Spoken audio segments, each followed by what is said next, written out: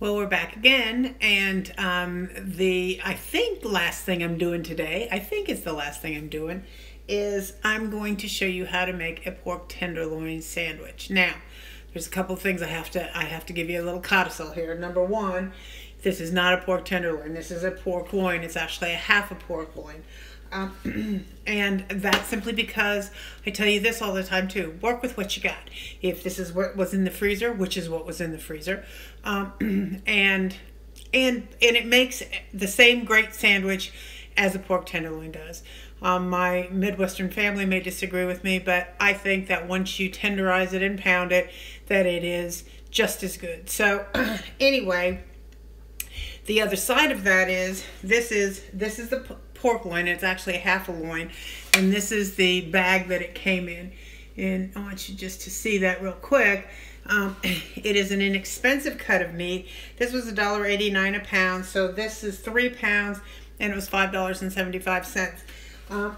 My point to that is very often you can't, in my personal opinion, there's nothing you can do to a pork loin that's going to make it juicy. Now, people will say that, you know, you can cut it into boneless pork chops and fry it. Yes, you can, but 9 out of 10 times it's going to be dry. You can't I have tried to put it in the crock pot and tenderize it, cooking it low and slow. Well, that doesn't work.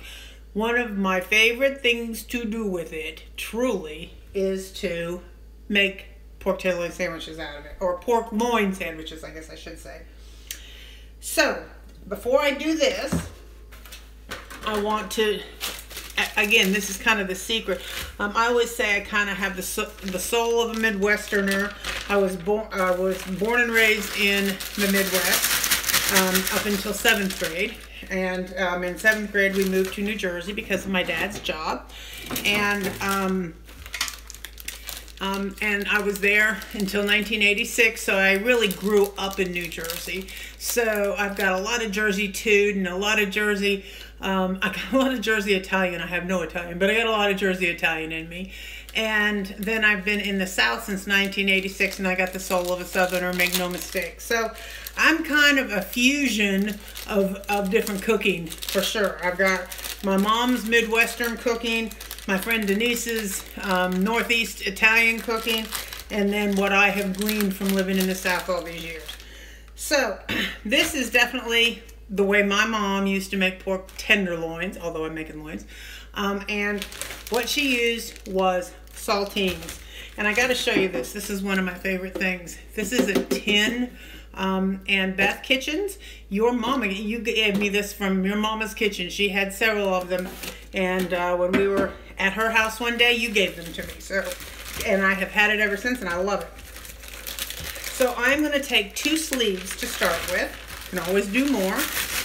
And I am going to put it in a ziplock.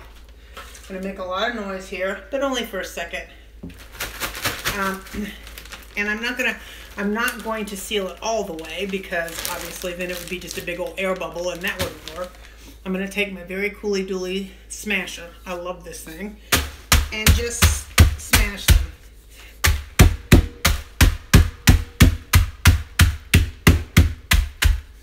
And once you get it to where they're kind of smashed, then you can go back over it with a rolling pin to get it more bread-like, breadcrumb-like. Because you want them to be big enough to taste and small enough to stick onto your meat. That looks pretty good. I'm going to go back over it. Let's see if you can back up here. And just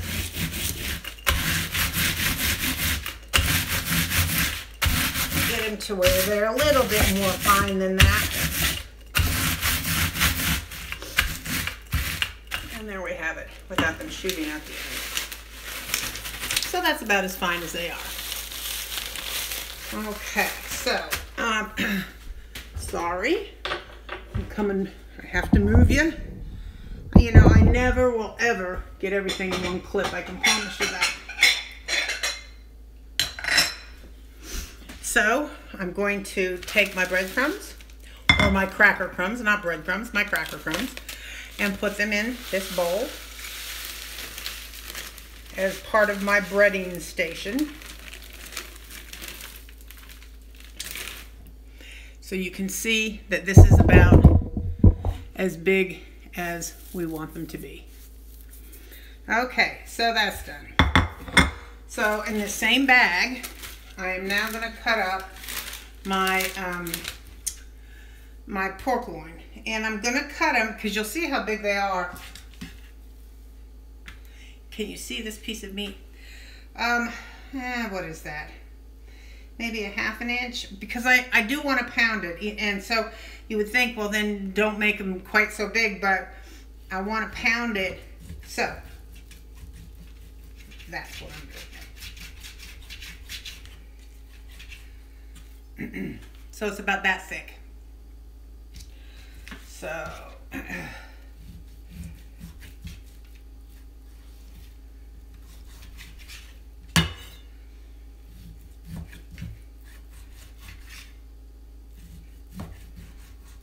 this is truly, honestly, a pork loin is just, there's not much fat to it.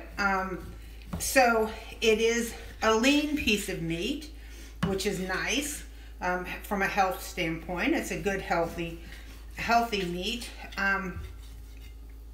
But, you know, dry is not good either.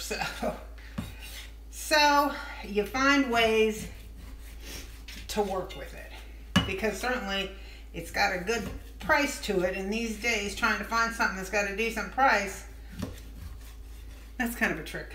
Okay, so here we go. I'm going to put it all in here and put it back in here as I pound it. And I'm not going to make you stay with me until I pound all of them, but just so you get the general gist of it. So, got to wipe this off. All right.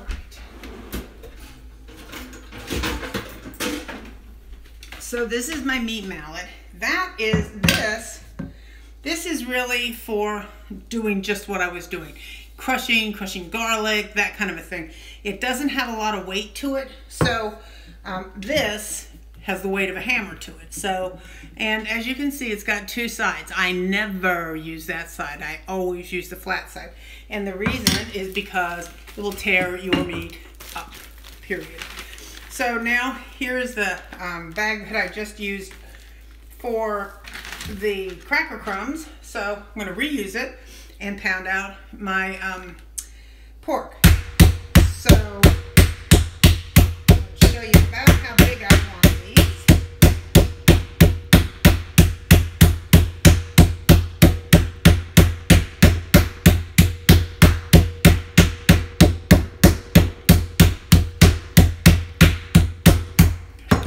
Will cook in no time also, because we're pounding them thin. But that's about how big it's going to be. Can you see that? Not wafer thin, but it's thin. So I'm going to go ahead and pound all these things out, and I will come back to you when they're all done. You don't need to see all that. I'll be right back. Okay, we're back on the stove side of the kitchen, and we're getting them into the frying pan. I got out one of my bigger cast iron pans, but any good sized pan you have will work. I have my little batter station over here. This is just a cup. I have about 3 eggs in here, and probably a ½ cup of milk. Water will work fine too. And you know, take a tip from me, put it in a bigger bowl. I do this all the time, drive myself insane. I love these bowls, and I think they're going to work every single time. And every single time it's on the floor. So it's one of those things, too late now. So.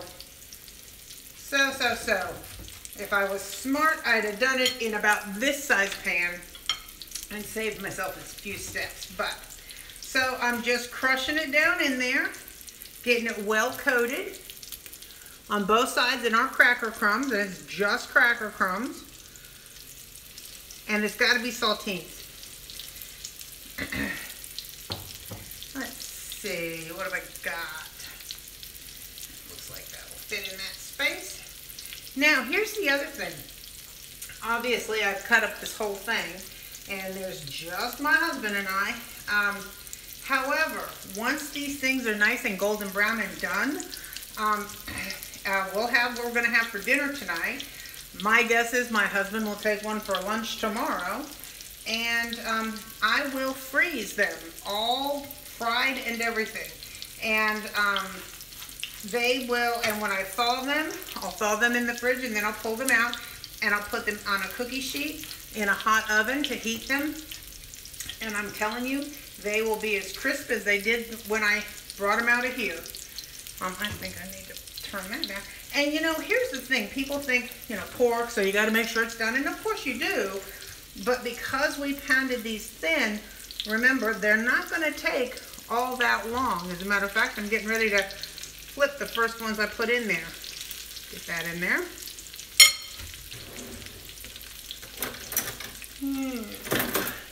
That'll work. That can go just a few minutes longer. You know, have you ever noticed that you have like a hot side? I do. And so I end up like switching my pan this way and that way. But that's going to go just a few minutes longer. And I'm going to flip it, and it's going to be golden brown. Yeah, not quite yet. But I'm telling you, the best part, honestly, is coming home from the golf course, not knowing what I'm having for dinner, and being able to pull out 2 pork tenderloins, put them in the oven, and have a great pork tenderloin sandwich. Now, when I do a pork tenderloin sandwich, I like it with mustard, mayo, and ketchup, and I like it with a raw onion. Some people put cheese on theirs. I don't. And lettuce and tomato. Oh, I'm telling you, my stars, this is just a wonderful sandwich. The other thing I was going to tell you, which my Midwestern family may cringe, but granulated garlic, just a little bit on one side, just gives it a little bit more, makes it more better. And if you haven't tried it, then don't judge. Wait until you try it and then tell me what you think. And the other thing I want to do is I want to put a little black pepper on there. I don't want to put any salt on there because obviously they're Saltines, so they've got plenty of salt. So I'm going to put a little pepper on there, and I'll put a little pepper on the other side when I flip it, which is probably ready to do right now.